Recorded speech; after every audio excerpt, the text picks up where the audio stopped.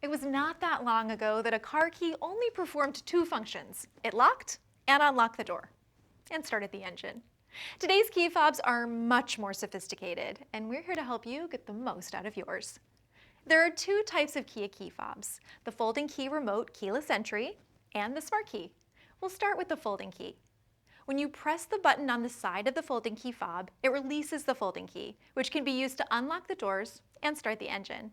Pressing this button locks all of the doors, while pressing this button once unlocks the driver's door.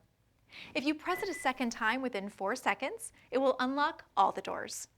Pressing and holding this button unlocks the trunk or liftgate so you can manually open it.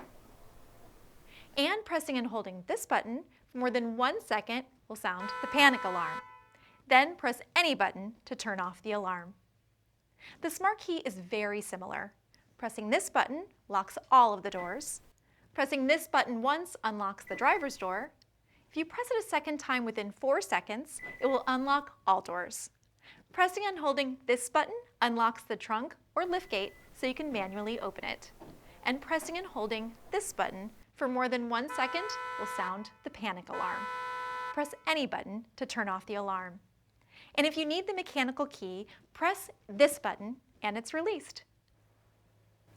Please note that the smart key signal can be blocked by the normal operation of a smartphone. So if possible, store each device separately.